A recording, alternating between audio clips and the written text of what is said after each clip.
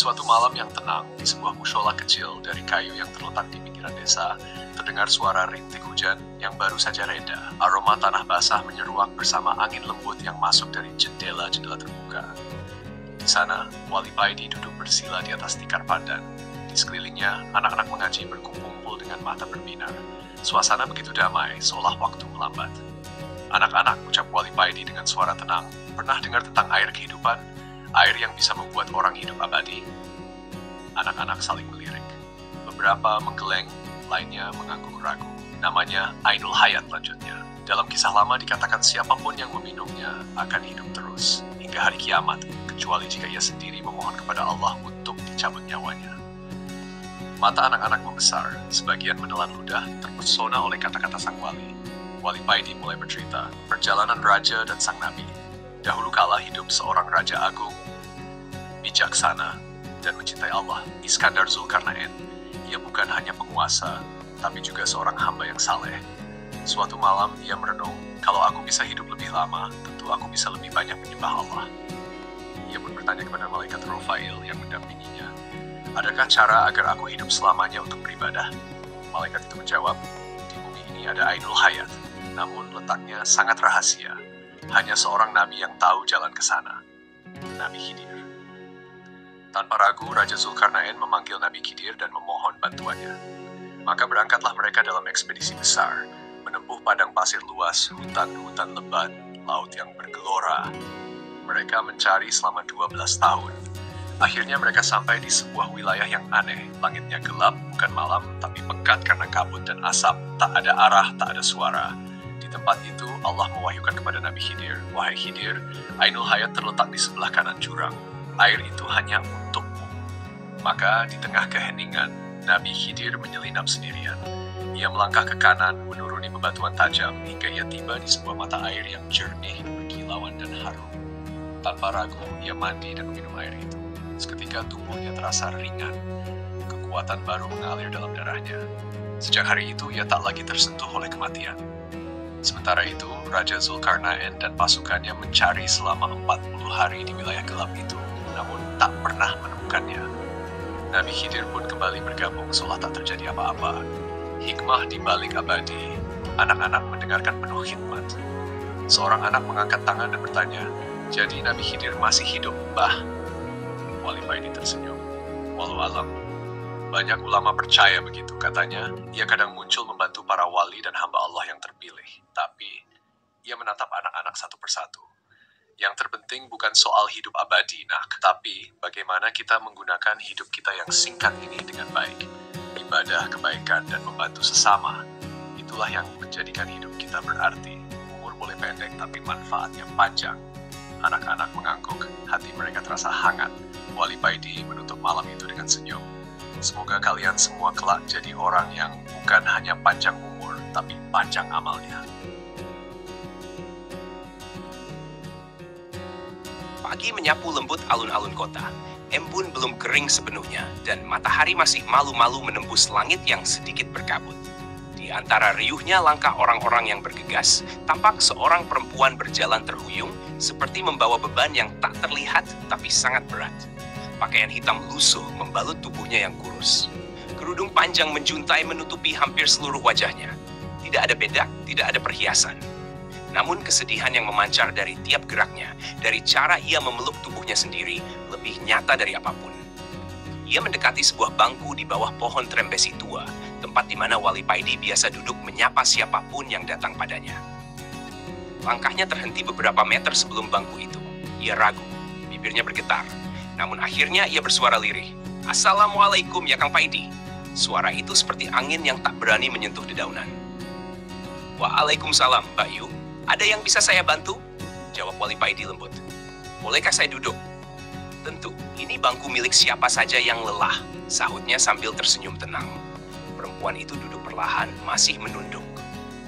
Kedua tangannya menggenggam erat ujung kerudungnya, seperti takut kalau aibnya bisa terbang dan menyentuh orang lain. Air mata jatuh sebelum kata-kata sempat keluar. Kang Paidi, katanya doa panjenengan dikabulkan Tuhan. Saya mohon, doakan saya, agar Tuhan sudi mengampuni dosa saya. Wali Paidi menatap wajah perempuan itu dengan lembut. Dosa apa yang kau tangisi, Mbak Yu? Ia diam, tubuhnya gemetar. Saya takut. Takut kepada manusia atau kepada Tuhanmu? Perempuan itu menarik napas panjang lalu mulai bercerita. Kata-katanya patah-patah seperti luka yang dibuka perlahan. Saya telah berzina dan saya hamil. Setelah anak itu lahir, saya cekik dia. Saya bunuh anak saya sendiri. Ia menangis sesenggukan. Tangannya menutup wajah. Tubuhnya seperti runtuh. Wajah Wali Paidi mengeras. Napasnya memburu.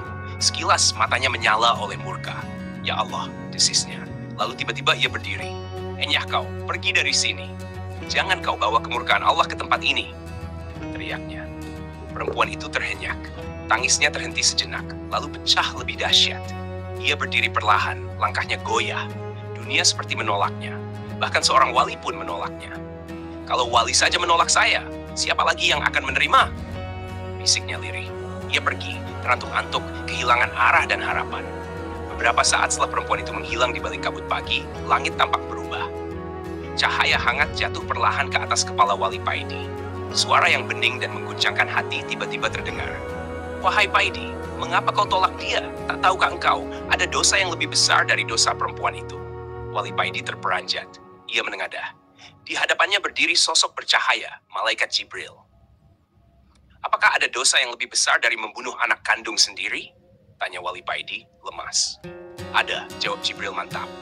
Orang yang meninggalkan salat dengan sengaja, tanpa penyesalan, dosanya lebih berat dari 1000 kali zina. Wali Paidi menunduk. Tubuhnya gemetar. Orang yang bertobat, seburuk apapun dosanya, telah mengakui kebesaran Tuhan. Tapi yang meninggalkan salat tanpa sesal, telah meremehkan perintah Tuhannya. Wali Paidi menangis. Air matanya jatuh membasahi janggutnya. Ia segera berdiri dan berlari ke arah perempuan tadi menghilang. Ia temukan perempuan itu duduk di pinggir taman, memeluk lututnya, seperti anak kecil yang kehilangan ibu. Wali Paidi mendekat, berlutut di hadapannya. Mbak Yu, maafkan saya. Saya khilaf. Tuhan tidak menolakku saat aku pernah jatuh. Mana mungkin dia menolakmu yang datang dengan air mata dan penyesalan. Perempuan itu mendongak, wajahnya basah dan lelah. Tapi di matanya mulai tampak cahaya kecil, harapan. Wali Paidi lalu menengadahkan kedua tangannya tinggi-tinggi, dan dengan suara gemetar ia berdoa. Ya Allah, Engkau yang maha menerima taubat. Jangan tolak hamba-Mu yang datang dengan hati remuk. Hapuskan dosanya, karena dia sudah menangis dalam kesepian, memohon dalam kepedihan. Langit terasa lebih luas hari itu. Beberapa hari telah berlalu sejak peristiwa di alun-alun. Kota kecil itu seperti biasa tetap tenang, namun ada satu perubahan yang tak kasat mata. Hati Wali Paidi kini lebih lembut, lebih mawas pada keadilan dan kasih sayang Allah yang tanpa batas. Perempuan itu, yang namanya tak pernah disebutkan oleh siapapun, kini tinggal sementara di surau kecil tak jauh dari tempat Wali Paidi mengajar anak-anak mengaji. Ia tak banyak bicara, tapi wajahnya mulai memancarkan ketenangan yang baru.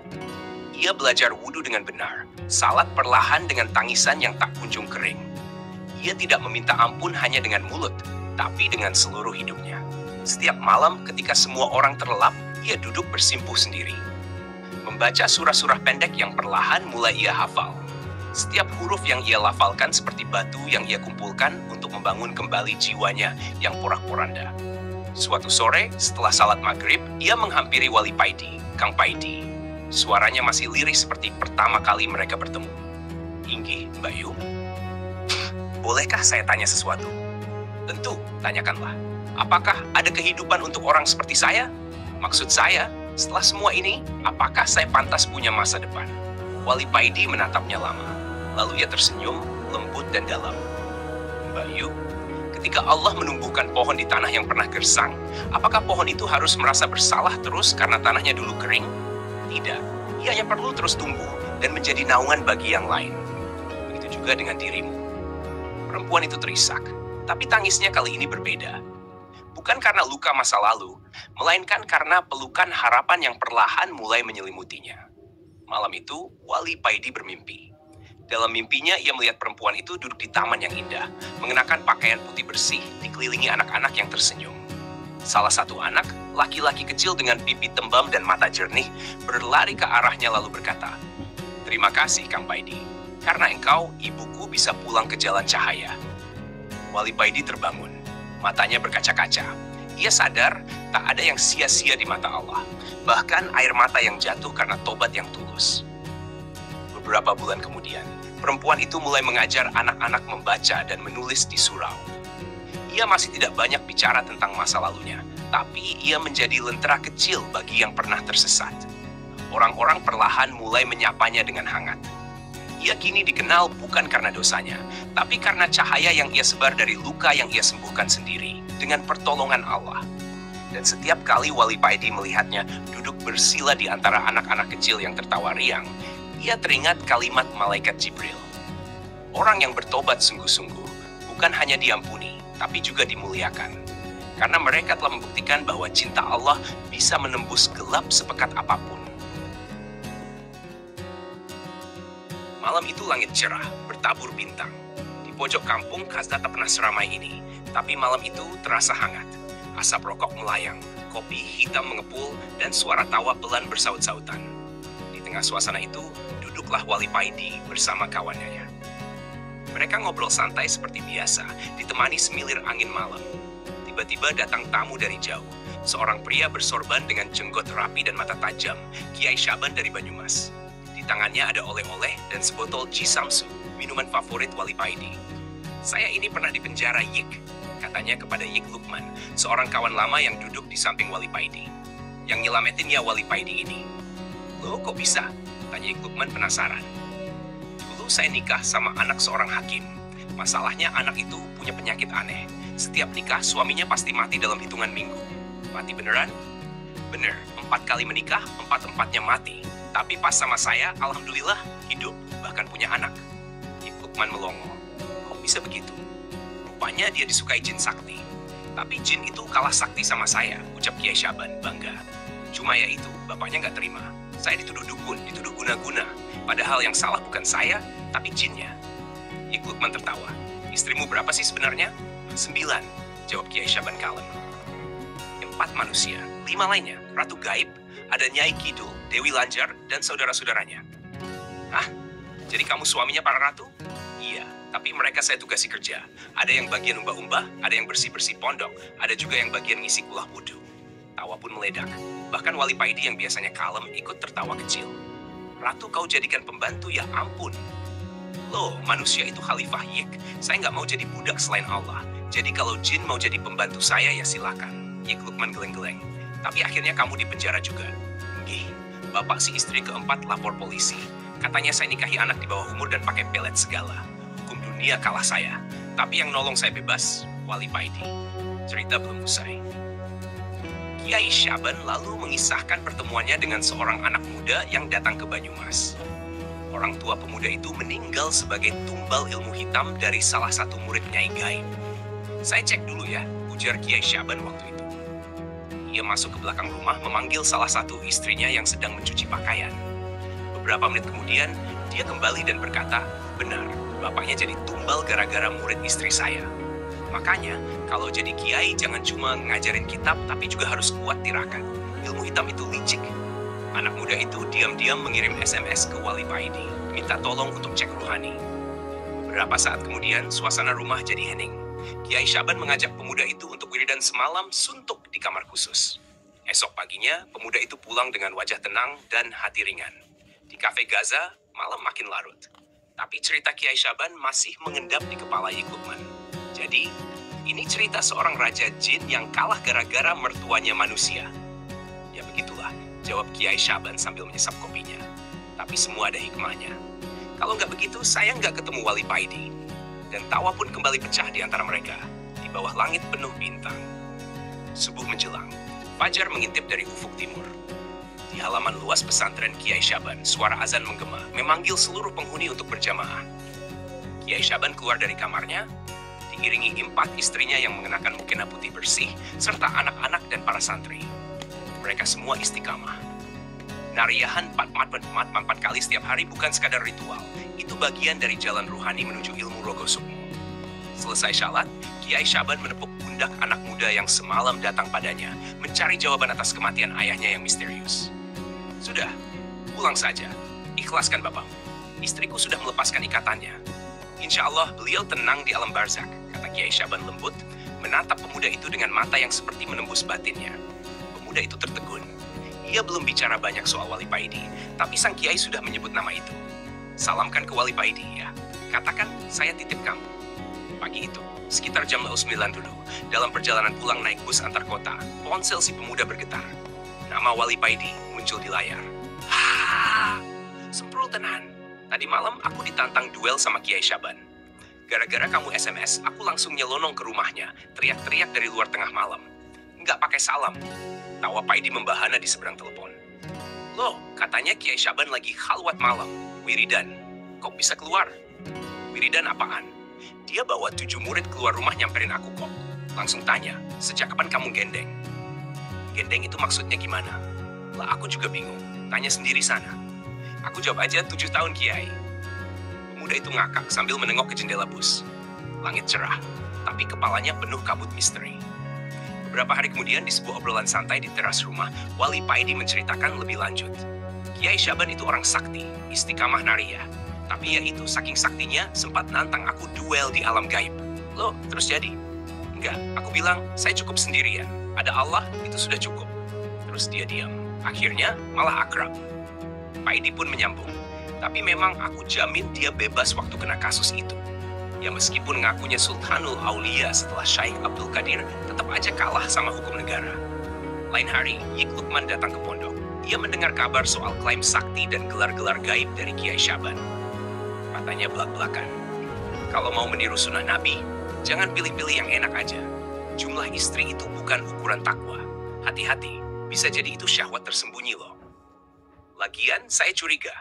Jangan-jangan yang sampean nikahi itu jelmaan ratu gaib, bukan ratu beneran. Kalau iya, berarti sampean kejinan. Setuju? Kiai Syaban terdiam, menunduk, tak membalas. Ada hening menggantung di udara. Yik Lukman berdiri, meninggalkan majelis. Ia memilih ngopi bareng kolega Wali Paidi lainnya, yang lebih membumi, lebih guayon, daripada ngaku-ngaku wali besar sembarangan. Di mana Allahnya kalau semuanya cuma soal ilmu dan pengakuan? Umamnya perlahan.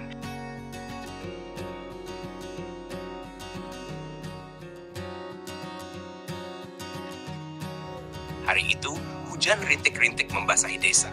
Suasana terasa syahdu dan hening, seperti alam ikut berzikir. Di tengah rinainya, datanglah serombongan ibu-ibu muda bersama pasangannya. Dengan langkah perlahan namun penuh harap, mereka mengetuk pintu rumah seorang yang dikenal sebagai Wali Paidi. Setelah disambut hangat, mereka duduk santai, menikmati makanan dan minuman seadanya, sembari melepas lelah dari perjalanan.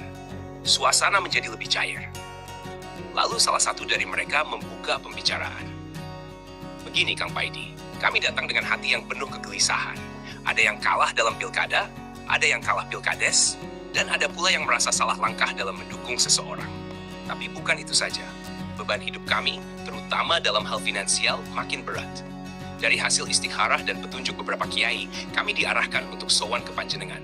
Kami mohon, kiranya Kang Paidi berkenan mendoakan kami, agar Allah memberikan jalan keluar bagi hidup kami. Wali Paidi hanya tersenyum, tenang. Sekarang tidurlah kalian, harus benar-benar tidur dan istirahat. Besok, jam 12, temui aku di bukit depan rumah. Di puncaknya ada sebuah gubuk. Siapa yang tidak tidur, tak usah ikut. Siapa yang tak bangun tepat waktu, lupakan saja. Pukul 02.15 dini hari.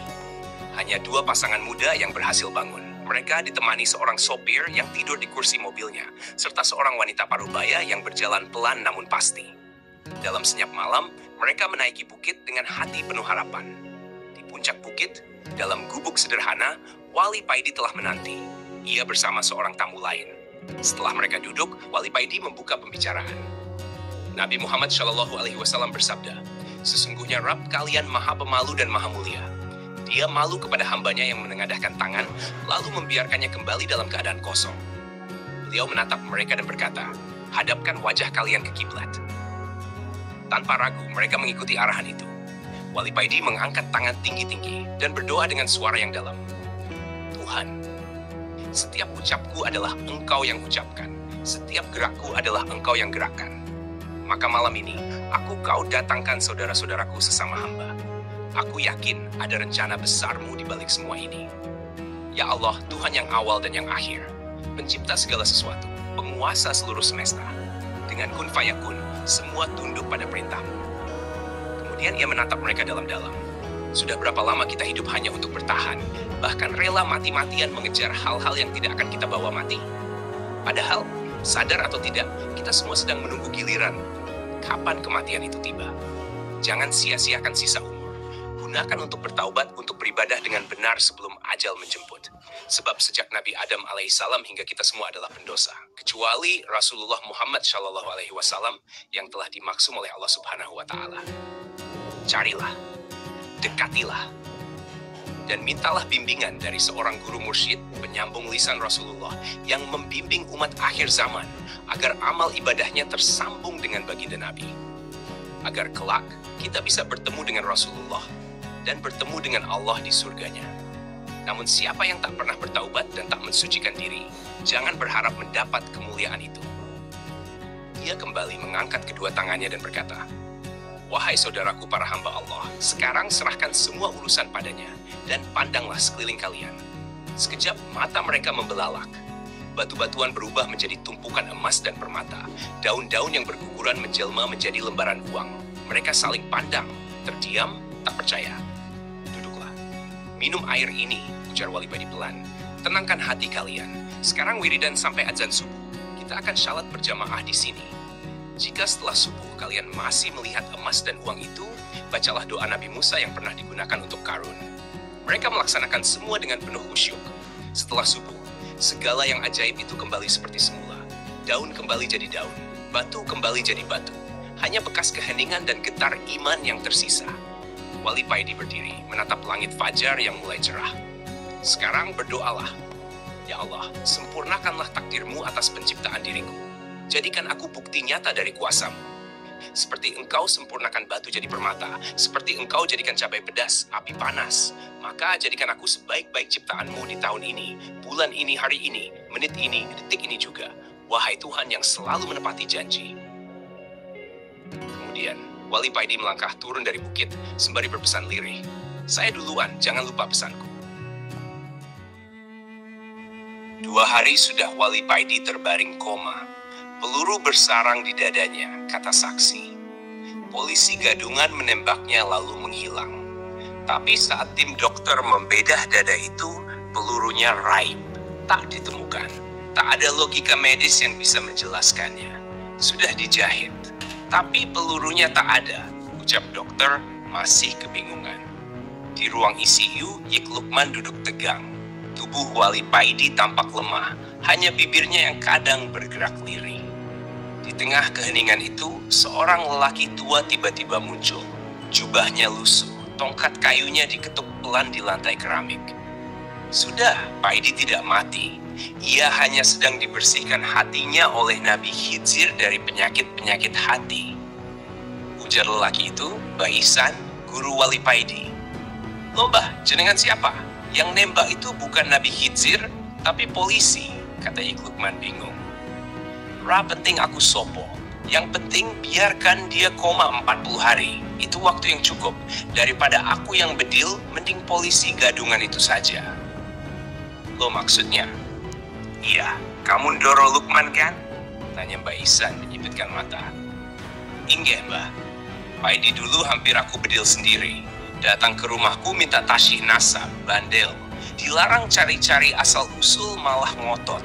Aku sampai ganti baju tentara, pura-pura keras biar dia mundur." "Segitunya Mbah? Ngapain nguber-nguber nasab? Emangnya nasab bikin orang jadi baik?" "Tidak, Paidi itu bisa selamat justru kalau meniru akhlak Nabi Muhammad, bukan sibuk menyambung darahnya ke Nabi." Yik Lukman diam, tapi batinnya bergetar. Apakah ini sindiran halus untuknya? Mbah Ihsan terkekeh. Ora nyindir, tapi pas, cocok karo kahananmu." Wali Paidi tetap terbaring, koma. Tapi Mbah Ihsan cakakan saja di sudut ruangan, seolah semua ini hal sepele. Yik Lukman makin ciut. Ia sadar, banyak dari kalangan berdarah mulia kini jadi pusat kontroversi. Disanjung umat, tapi kadang lupa diri. "Lukman," lanjut Mbah Ihsan, "nasab mulia bisa jadi berkah atau bisa menipu. Kalau belum waktunya dibuka, tapi dipaksa dibuka, ya bisa memecah belah. Kayak Paidi dulu. Aku harus tegas agar dia berhenti mengejar-ngejar nasabnya. Nasabku bisa nipu Mbah. Bisa, kalau membuatmu merasa tinggi. tapi bisa jadi berkah kalau jadi sebab untuk menyatukan umat.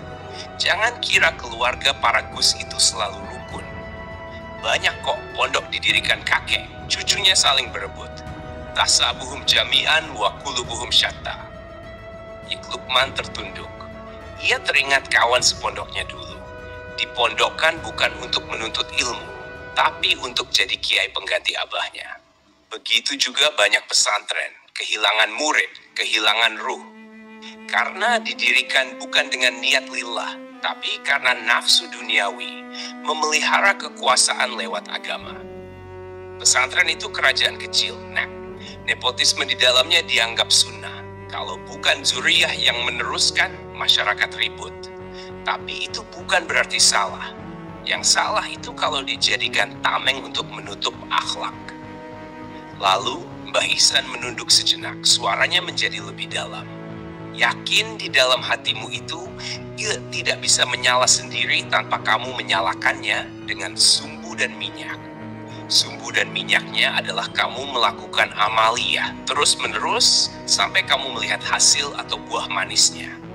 Ketika kamu melihat buah itu, itulah ainul yakin, keyakinan dari mata batin. Dan jika kamu melihat buah itu berulang-ulang, maka hatimu akan penuh keyakinan yang mantap kul yakin. Nah, disitulah muncul nyala iman. Makin besar sumbunya, makin terang apinya. Dan cahaya itu tak hanya menerangi dirimu, tapi juga orang-orang di sekitarmu. Kamu tak perlu berusaha menerangi mereka. Mereka akan merasakannya sendiri. Sunyi mengiringi kalimat itu. Yik Lukman merasakan sesuatu yang belum pernah ia rasakan sebelumnya. Malu, sekaligus tercerahkan. Mbah Ihsan menatapnya lembut, lalu menyerahkan secarik kertas kecil. Beri ini ke Paidi saat dia bangun nanti. Yik Lukman membuka kertas itu. Tertulis, arah nafsek anit tadbir, istirahatkan dirimu dari mengatur kehendak Allah. Dek! Dada Yik Lukman terasa dihentak. Ia tahu betul, kalimat itu berasal dari Hikam Ibn Athaillah.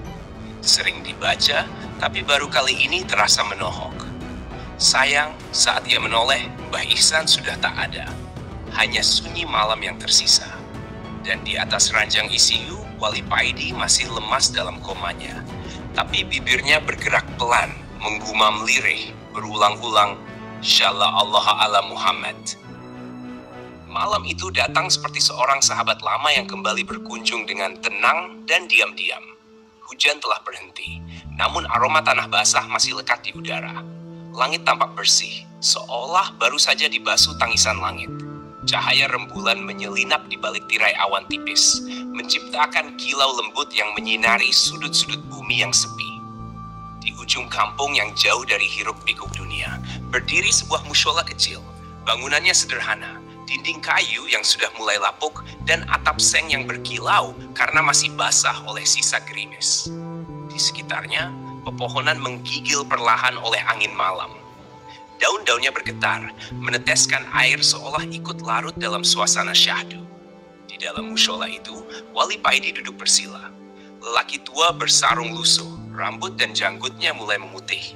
Wajahnya teduh meski menyimpan jejak kelelahan masa lalu. Tubuhnya baru saja dibasuh air mandi malam, menggigil sedikit, tapi hatinya menyala oleh kerinduan kepada Tuhan.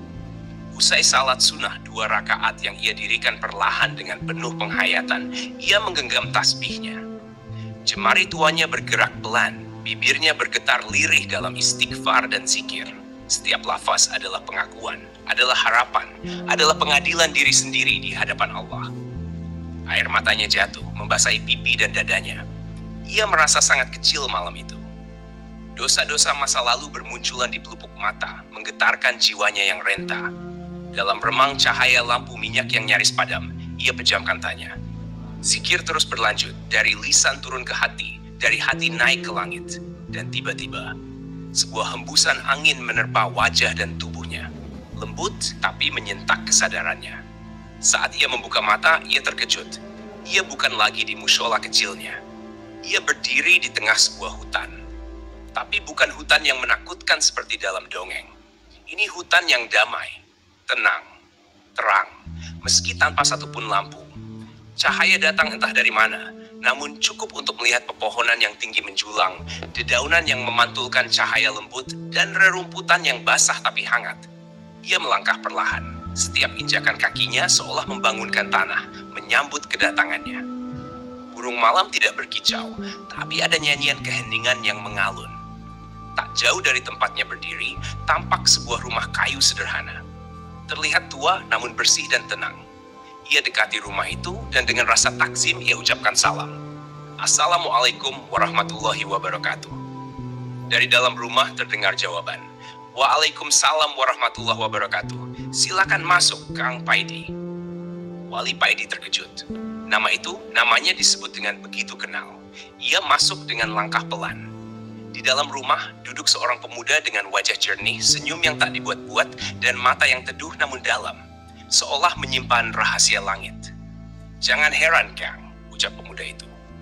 Kita pernah bertemu walau belum sempat bersapa. Paidi menyipitkan mata, mencoba mengingat. Di mana kita bertemu? Gunung Pring, Magelang, saat salat subuh berjamaah yang diimami oleh baginda Nabi Muhammad SAW.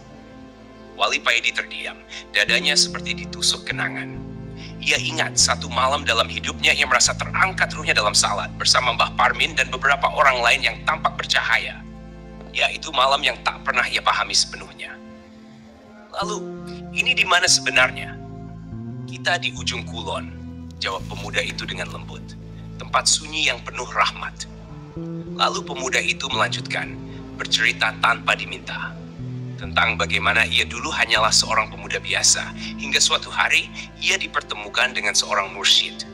Sang guru memberinya satu amalan, mandi taubat, dilakukan di malam-malam sepi, diiringi zikir dan doa. Setelah itu aku menyendiri di sini, katanya, bertahun-tahun. Hingga suatu malam aku dikunjungi oleh Syekh Abdul Qadir dan Nabi Khidir. Wali Paidi menelan ludah. Ia tahu dua nama itu bukan sembarang nama. Hatinya gemetar. Awalnya aku ragu, lanjut si pemuda. Tapi setelah beberapa kali mereka datang, dengan nasihat yang mengguncang ruh, aku percaya. Aku diangkat menjadi salah satu walinya. Paku bumi di ujung kulon ini. Paidi hanya bisa termangu. Mulutnya tak mampu berkata-kata. Sampai akhirnya ia berkata pelan. Ada kopi enggak, Kang? Pemuda itu tersenyum lebar. Ada. Kita duduk, ngopi sambil merokok ya, Kang. Dengan dua cangkir tanah liat, mereka duduk bersila di atas lantai kayu. Kopi panas mengepul di antara mereka. Paidi menyeruput pelan, lalu bertanya, sebetulnya, apa sih manfaat mandi taubat itu?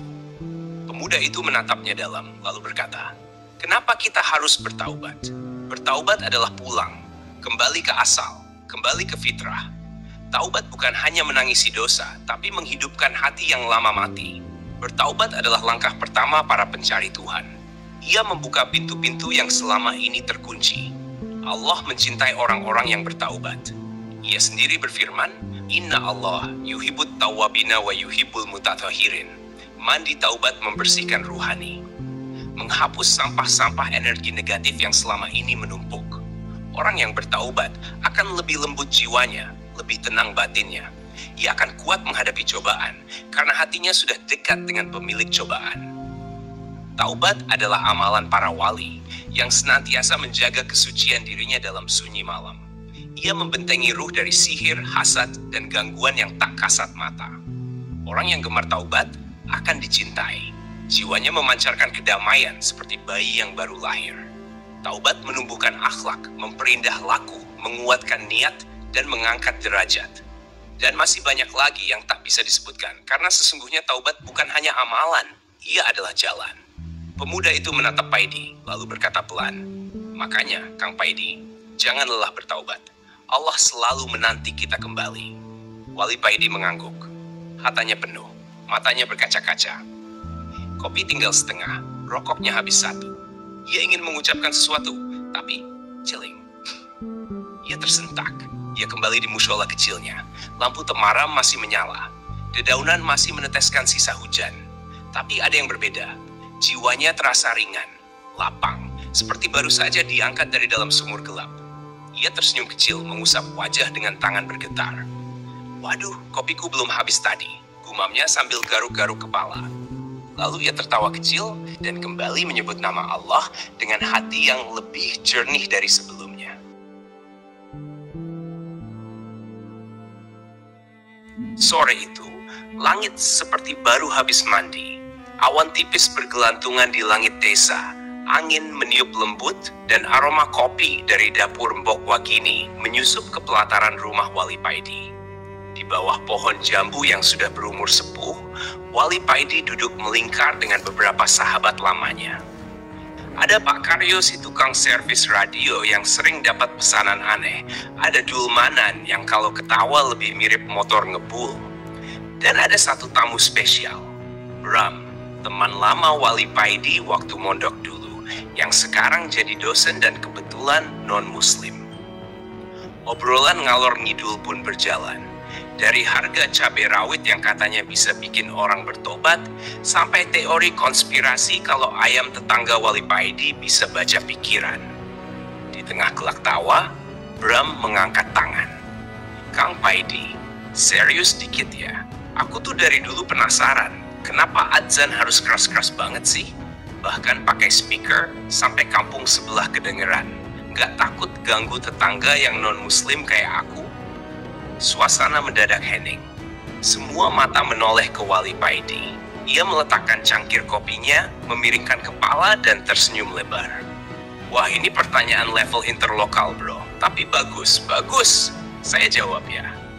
Gini, adzan itu panggilan. Namanya juga panggilan. Ya harus jelas, lantang, dan nyampe ke telinga. Masa ia manggil orang kayak manggil kucing? Nanti yang datang malah tuyul. Semua tertawa, termasuk Bram. Tapi kan, lanjut Bram, nggak semua orang yang dengar itu muslim. Lawong kalau aku lagi tidur siang, kadang kaget dengar azan. Wali Paidi mengangguk. Betul, tapi coba bayangin kita di bandara. Kamu duduk tenang nunggu pesawat. Ada pengumuman, penumpang pesawat tujuan Jakarta harap segera boarding. Suaranya keras kan? Dan kamu tahu itu bukan pesawatmu. Kamu marah? Enggak sih. Nah, adzan juga begitu. Ini panggilan, bro. Panggilan boarding ke langit. Yang merasa punya tiket. Maksudnya yang muslim, ya siap-siap. Yang enggak, cukup dengarkan aja. Mungkin suatu saat tertarik beli tiket juga. Suasana pecah. Pak Karyo sampai sempat nyeletuk. Saya kemarin hampir ketinggalan pesawat, Kang. Gara-gara ngantri bakso. Bram tertawa, tapi masih penasaran. Oke, logis. Tapi zaman sekarang kan udah canggih. HP ada alarm sholat, aplikasi banyak. Kenapa harus tetap pakai speaker? Wali Paidi menyandarkan punggung ke batang pohon jambu. Bro, HP itu kayak jadwal boarding di tiket. Kita tahu jamnya, tapi tetap harus ada pengumuman terakhir yang bikin kita sadar. Woi, waktunya masuk. Kadang manusia itu tahu waktunya sholat, tapi masih sibuk sama sinetron chat gebetan atau mabar. Nah, adzan itu kayak suara terakhir dari langit. Ayo bro, waktunya ketemu Tuhan. Dulmanan angkat tangan. Kalau adzan pas lagi nonton bola gimana, Kang? Ya tinggal pause, Bang Dul. Masa ketemu Tuhan kalah penting sama tendangan pojok? Tawa kembali pecah. Lalu Wali Paidi memandang ke arah langit yang mulai berubah jingga. Nadanya kini lebih pelan. Sekarang saya mau bahas yang agak dalam. Mungkin agak berat, tapi saya coba pelan-pelan. Semua mulai diam, fokus. Sholat itu bukan cuma soal syariat, gerakan, bacaan, rukuk, sujud. Banyak orang seumur hidupnya sholat syariat, tapi nanti di akhirat disuruh ngulang semua. Bukan karena nggak hafal, tapi karena nggak ngerti hakikat. Bram mengangkat alis. Hakikat itu apa maksudnya? Gini, hakikat itu sholat dengan hati. Batin kita ingat Allah. Karena Allah bilang sendiri, wa aqimi sholata lidzikri. Dirikan sholat untuk mengingatku. Kalau kita sholat tapi pikiran ke tukang kredit, ke cicilan motor, ke nasi goreng boknah, ya itu bukan sholat yang ingat Allah. Dan itu bro, ancamannya neraka. Pak Karyo nyeletuk lagi. Berarti selama ini saya seringnya sholat ke warung, bukan ke Allah. Semua ketawa, tapi ada hening di baliknya. Makanya, lanjut Wali Paidi. Selagi di dunia, latih sholat yang benar. Lahirnya jalanin syariat, gerakan, rukun bacaan. Batinnya sambungkan ke Allah. Kalau itu terjadi, dari badan kita keluar cahaya. Bukan sinar mata kucing, tapi cahaya yang mencegah kejahatan. Bram mulai serius. Kalau orang cuma sholat syariat, manfaatnya apa? Bisa memperbaiki lahir. Orang jadi sopan, nutup aurat, nggak suka maksiat. Tapi dosa batin masih bisa jalan. Iri, dengki, sombong, susah sabar, nggak ridho sama takdir. Nah, kalau udah bisa sholat hakikat, baru batin ikut bersih. Jadi utuh lahir batin. Pak Karyo gumam. Pantesan orang-orang yang sholat bener itu wajahnya adem. Wali Paidi tersenyum, lalu menutup dengan ayat. Jadikanlah sabar dan sholat sebagai penolongmu. Dan sesungguhnya itu sungguh berat kecuali bagi orang-orang yang khusyuk. Yaitu mereka yang yakin bahwa mereka akan menemui Tuhannya dan akan kembali kepadanya. Sholat itu berat, bro. Kecuali bagi yang hatinya sudah yakin bahwa sholat itu bukan tugas, tapi undangan cinta dari Tuhan. Bram menunduk. Matanya berkaca-kaca. Super, I got it, bro. Wali Paidi tertawa lalu menepuk bahu sahabatnya. Alhamdulillah. Tapi ingat, jangan masuk masjid sambil nunggu boarding pesawat ya. Itu bisa ketinggalan dua-duanya. Tawa pun pecah lagi dan sore itu ditutup dengan kopi yang sudah tinggal ampas. Tapi percakapannya justru baru mulai mengisi jiwa.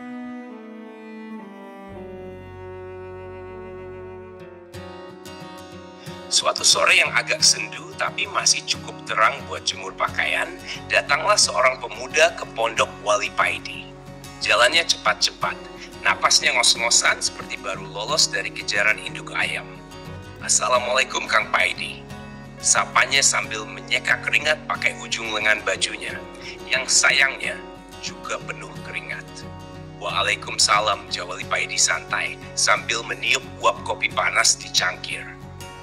Loh, kok ekspresimu kayak habis dikeroyok rasa bersalah? Pemuda itu duduk dengan wajah penuh penyesalan.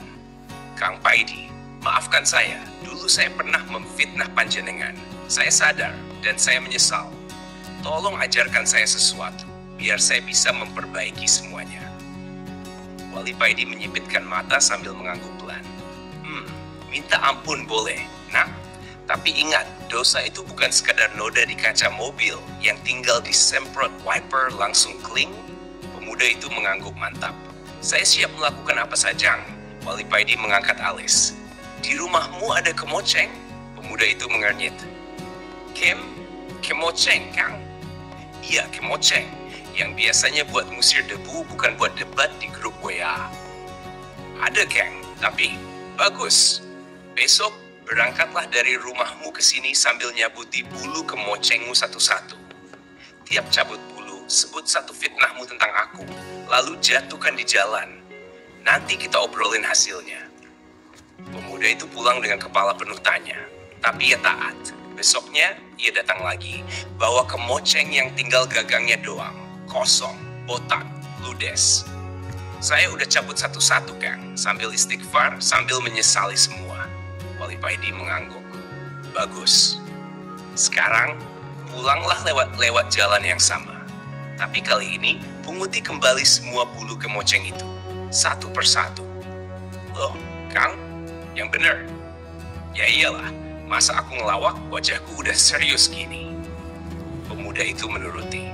Ia berjalan sepanjang jalan yang sama. Matanya jelalatan, mengamati setiap sudut, sela, dan gang. Tapi bulu-bulu itu seperti menguap, tersapu angin, nyangkut di knalpot orang, atau mungkin dijadikan mainan anak-anak. Setelah seharian, ia hanya berhasil menemukan 5 helai.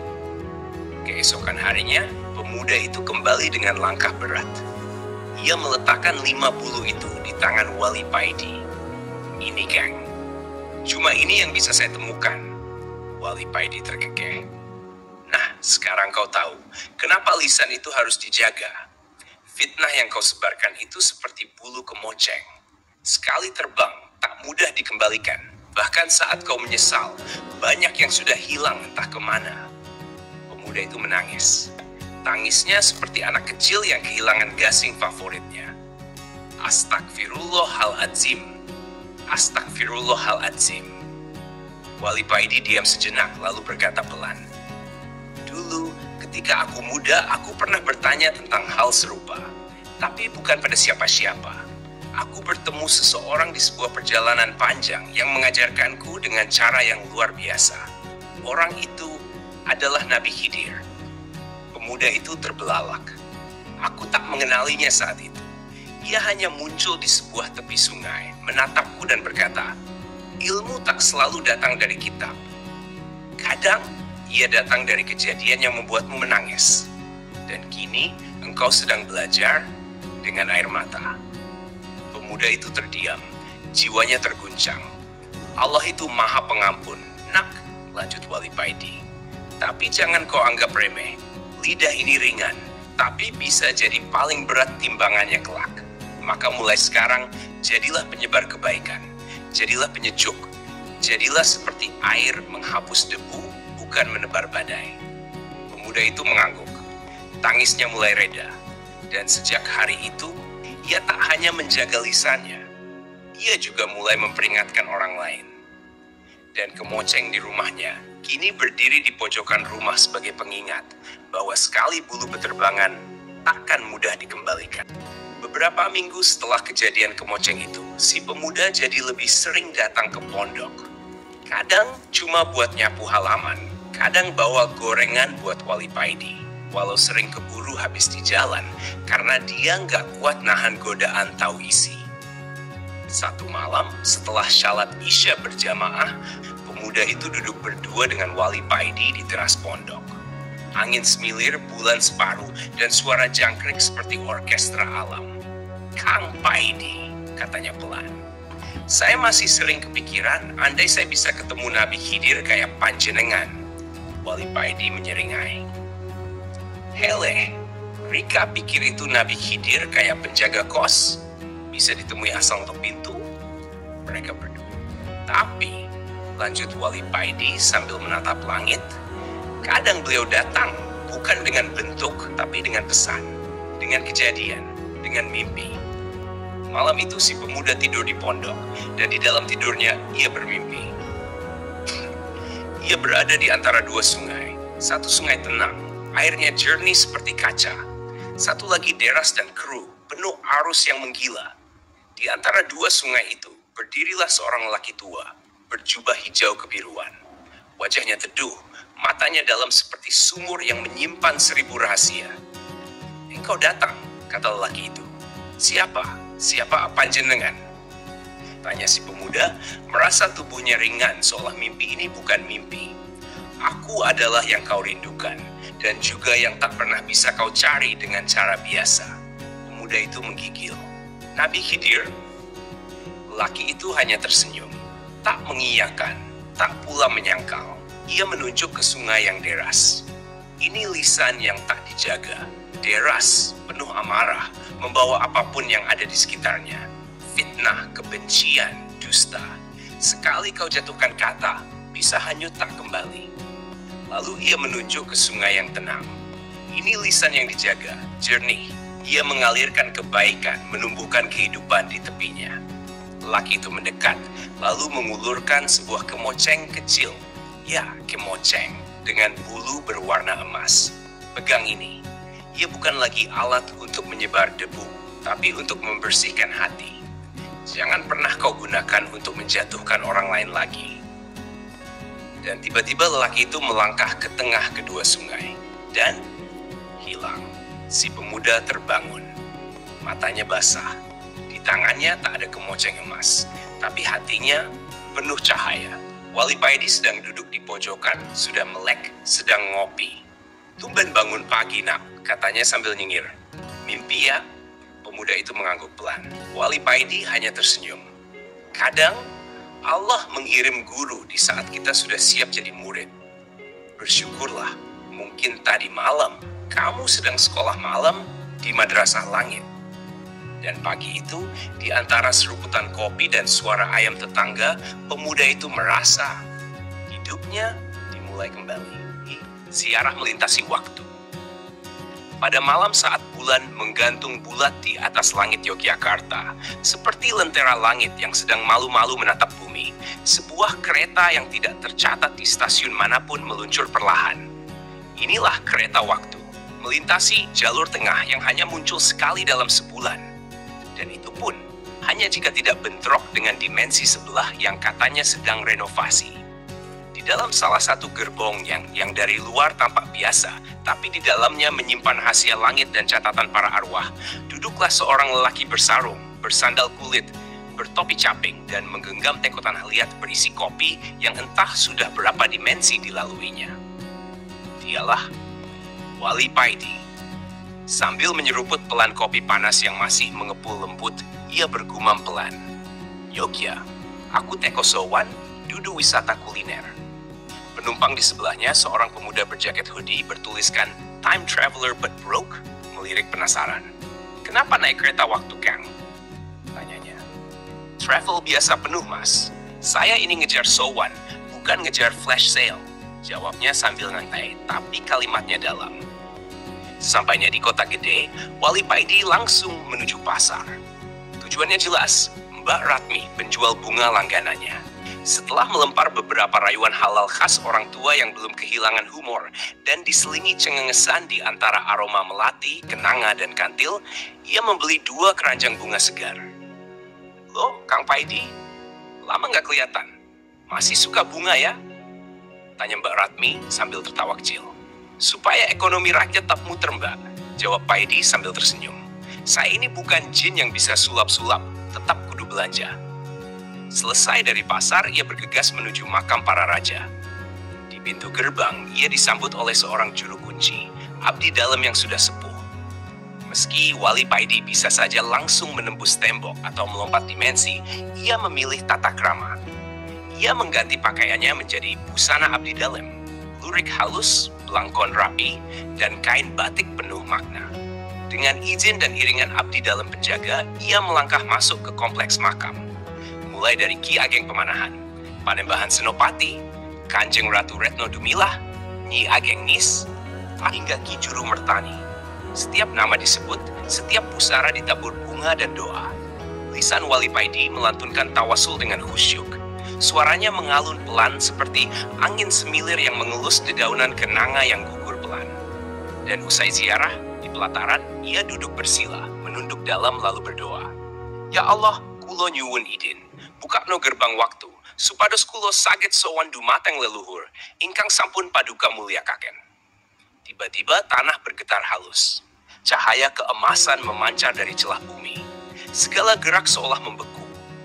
Wali Paidi terselimuti cahaya suci. Dan brak, sekejap kemudian ia muncul di depan sebuah pendopo gaib yang dijaga oleh 4 prajurit berwajah garang namun mata mereka bening seperti air embun. Kula nuwun, kulon derek dawuh, ucap Paidi sambil sungkem. Salah satu prajurit menjawab, Kanjeng Panembahan sampun ngentosi panjenengan. Monggo mlebet, Kang. Masuklah Wali Paidi ke dalam pendopo agung. Nuansanya tak bisa dilukiskan oleh manusia biasa. Wibawa spiritual dan keheningan sakral menyatu. Di sana Panembahan Senopati duduk menanti dengan aura yang menenangkan, mata tajam tapi lembut dalam bicara.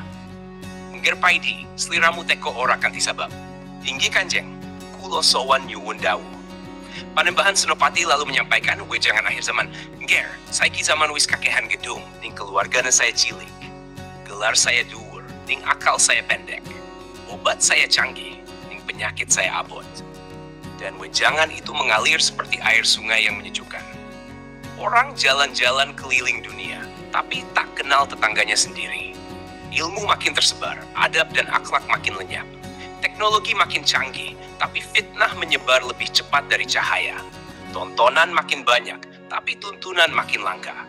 Teman maya ribuan, tapi pelukan nyata makin langka. Lalu Panembahan membaca ayat. Iqtaraba linnasi hisabuhum, wa hum fi ghaflatin mu'ridun. Telah dekat kepada manusia perhitungan amal mereka, sedang mereka dalam keadaan lalai dan berpaling. sebelum melepasnya. Panembahan Senopati memberikan wejangan terakhir.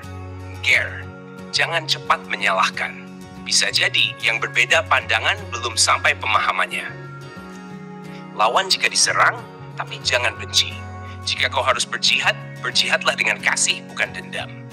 Berbuatlah karena Allah, bukan demi pujian manusia. Sebab pujian itu seperti bayangan, selalu berubah tergantung cahaya. Beramallah seolah Allah memasang CCTV di belakangmu. Semua terekam, di akhirat akan diputar ulang tanpa bisa di-skip.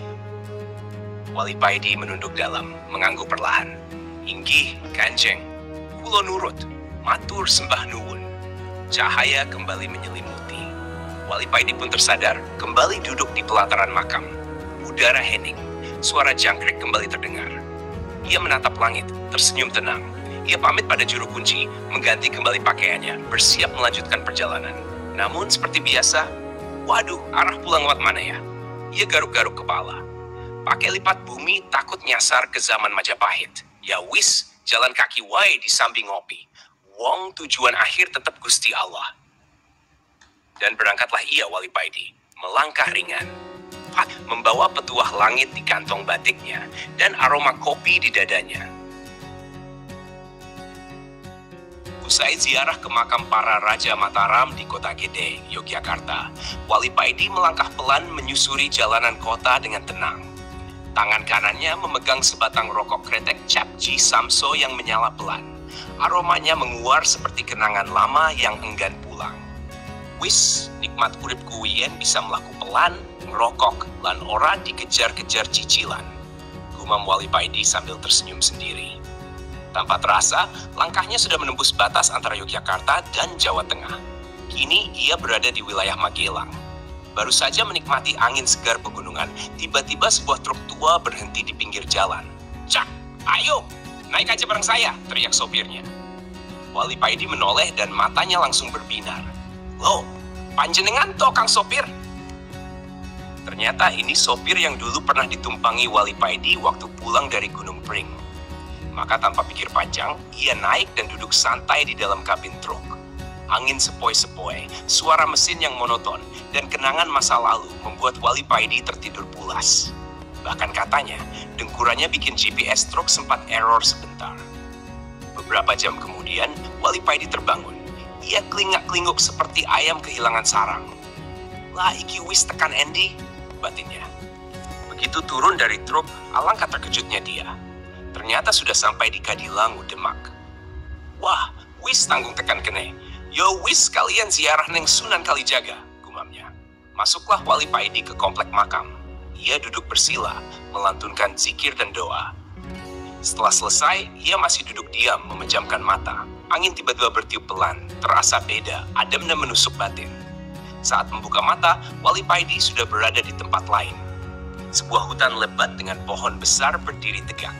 Dari balik pepohonan, muncullah cahaya lembut dan sosok lelaki berjubah muncul. "Assalamualaikum, Kang Paidi," sapa sosok itu.